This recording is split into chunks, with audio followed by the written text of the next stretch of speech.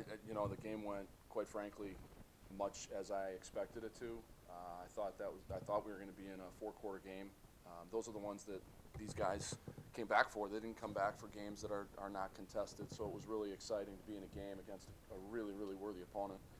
Highly talented team. They're really good on both sides of the ball, and we experienced that today. So feel thrilled to have the opportunity to move on, and just really excited for these guys, their sacrifice. This is why they came back, to have the opportunity to chase another one. So this was a semifinal quality game in round two, much like it was in 2019 when we played Mount Union. So we're thrilled to be moving on, and it really honestly stinks that one of these two teams today had to lose and be out of the tournament, because that's a team that should still be around. They're extremely talented, but yeah, can't wait to get back to work tomorrow.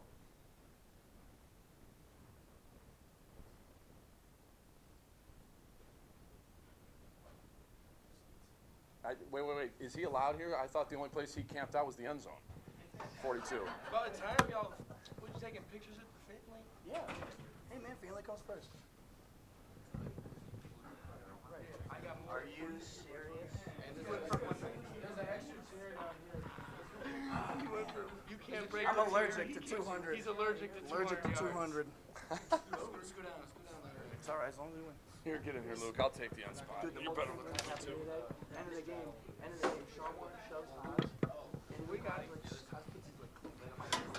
patient we have in the moment.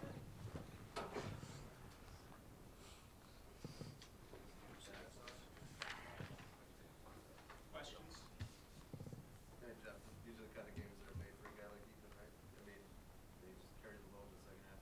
Yeah, I mean, when they closed to within a touchdown, we got the offense together and just challenged them, because at some point, in a game like that, somebody has to step up and say, we're not losing today.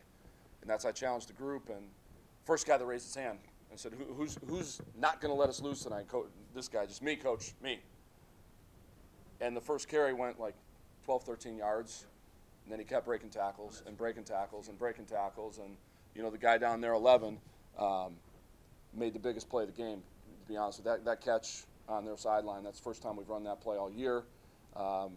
Their stud safety one-on-one with our stud receiver, and Luke put that ball up where Drew could get it.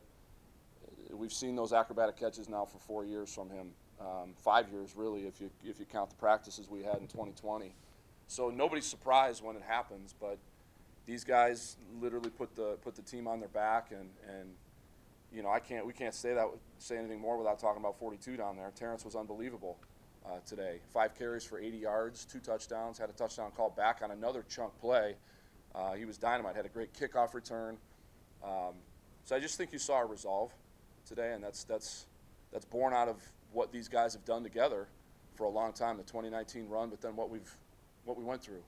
It wasn't just COVID for this group. We had a suicide in the program. We had a coach lose a father less than a year ago.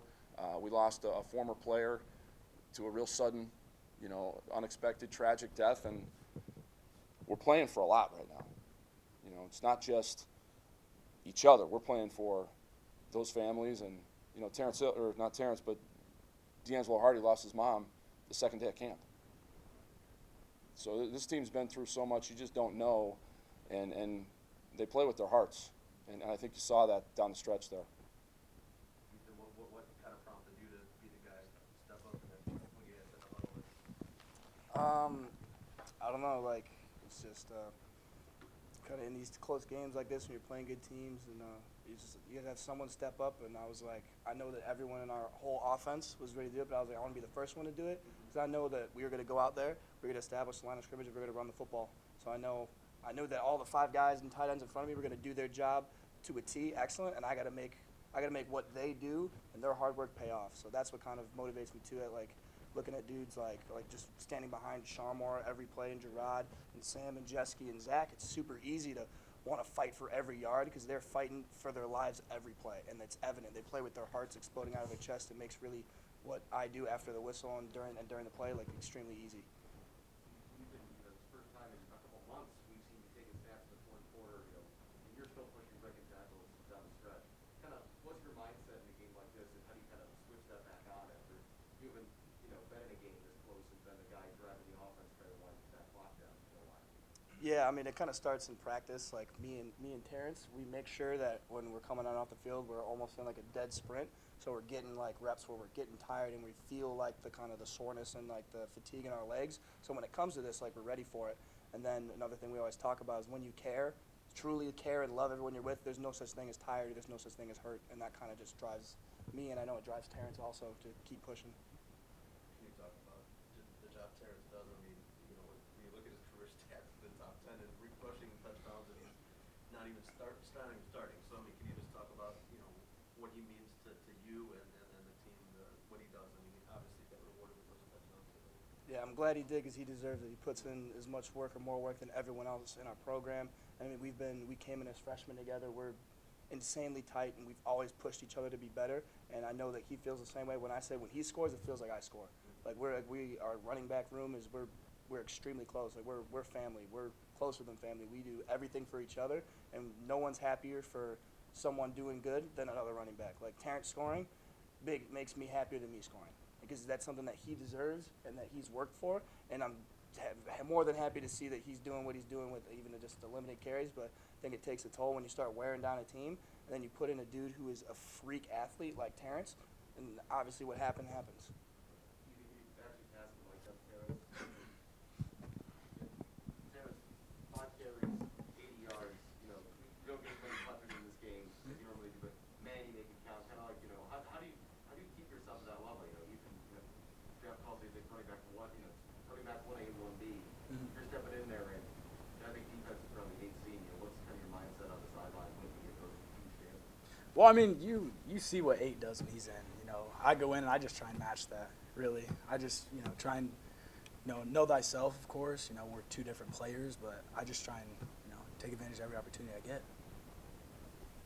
How hard has it been for you, like over the last few years, to not be like the guy and to stay engaged and do what you do for this team? I mean, is that difficult at all for you, or? I mean, at this point, no, not really. Right. Like when you have the support that we have in this program, like Ethan just said, whenever he scores, that makes me happy. Whenever I scores, I know he's ready to celebrate with me. So it's, it's really nothing at this point. Next one's going to be for Luke, actually, for the other way. So, Luke, first playoff game, you get the extra week off from last week. Does that help settle the nerves at all? And, was there any nervousness for you? What do you kind of think of your overall performance on the end? I'd say I'm nervous before every game. It doesn't really matter who the competition is. I think a lot of people are a little bit nervous or anxious, you should say, ready to go out there and play. And not having that first playoff game, kind of maybe a little bit more nervous because I didn't get the first playoff game under the belt. But I knew, like, with my teammates and everything, that we were going to be fine, just listen to the game plan from the coaches. And then my performance today, I thought I did some really good things at the beginning, and then I kind of slowed down a little bit, passing, making like incorrect reads and taking sacks. And those sacks around the linemen, they were giving me good time all day. I was just not making the right throws when I needed to. So just little stuff like that is where I messed up.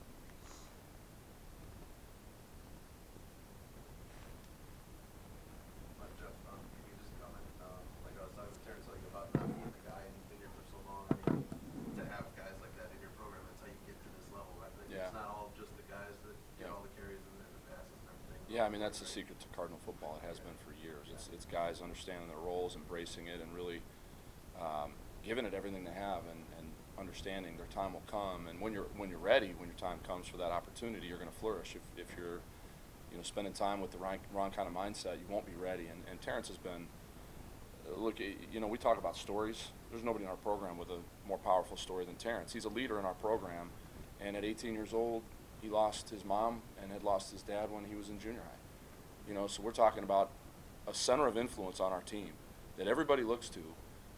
When we have our Cardinal Manual meetings on Tuesday, Thursday, he talks, you hear a pin drop.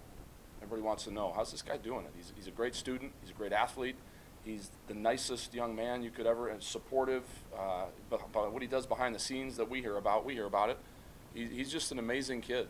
And so every time he touches the ball and something good happens, the whole team erupts for him. It's not just a few guys, not just the running back room. It's everybody in this program that is pulling for Terrence Hill, because not only what he's been through, the center of influence he is, and the way he's handled his role. Doesn't get better than that.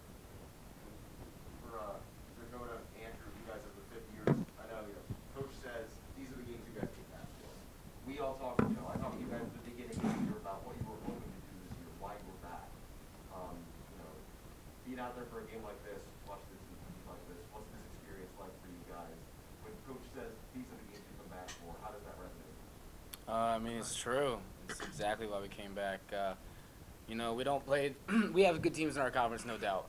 But playoffs is a different, it's a different season. There's a lot more better teams, and so we love the competition. We embrace it. And so this is why we came back. This is step one today of only a 4-part story this year, 4 games. So this is step one today, and going back to back, and that's why we came back. We really came back for each other. But I mean, frankly, we want to win another natty, and that's what we're gonna do. Yeah, this is what games like this is why you come back. I mean, you don't want to be in the games where you're up 50-0 at halftime and we're all sitting on the sideline. But it's also for our young guys. We came back for the young guys, like having Luke as a freshman, having our right and left, a right guard and right tackle, freshman too, to get them up to speed so that when we're gone, they can take on the legacy that we left. This is why we came back, and it's one big family, and I wouldn't hesitate to do it again. On that note, I do want to send that thing down here, guys. I think it's important. Luke commented on it with the job the offensive line did. We've got 2 freshmen at right guard, right tackle. We got a sophomore center, a sophomore left tackle, and then you got Sharmore Clark, a 2-time All-American. And I'm looking at this thing, and our time of possession today was 34 minutes, 44 seconds. That's a huge, huge key to the game, is just keeping the ball away from their offense. And we did that because we were able to ride the legs of Ethan and Terrence behind the work that our offensive line did. And Luke's right. They protected him well. I think he's being a little bit hard on himself. I know there's a lot of really good things he did. But just so proud of our offensive line and the selfless work that they continue to do. Any other questions? Thanks, guys. Thanks a lot. Thank you, guys. See you next Look forward to next week.